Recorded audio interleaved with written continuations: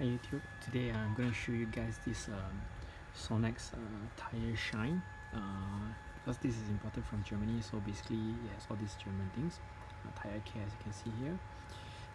This whole bottle is cost about maybe 40 ringgit, it's quite expensive, but it's good for 24 application. So I'm going to show you how good it is.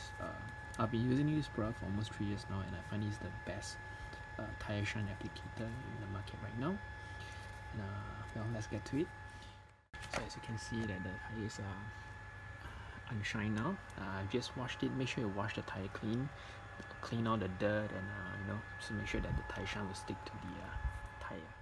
The application is very simple. You just need to shake it a bit, like a, what do you call that, whipped cream applicator. So what you're gonna do is just gonna spray it all over like that.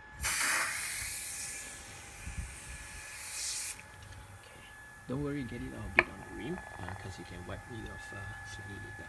So just let it sit, it will sizzle, and while you're letting it, so just let it set and cure it into the tires. Once it's set, then you can basically wipe it off with a towel. So right now I'm going to do all the 4 tires while waiting for this to cure. Okay, so it's cured for some time. So as you can see, the white foam is disappearing. So what you're going to do now is to get a cloth. Sorry, mine is very dirty, but cloth like that, any cloth microfiber goes for very cheap, few being probably 2 ringgit per piece. You can keep on using it, no problem. So what you're going to do is just gently wipe it down, just spread it all across. Ever so slightly, effortlessly, just spread it out. So basically it's not wiping actually, it's just spread out the entire thing.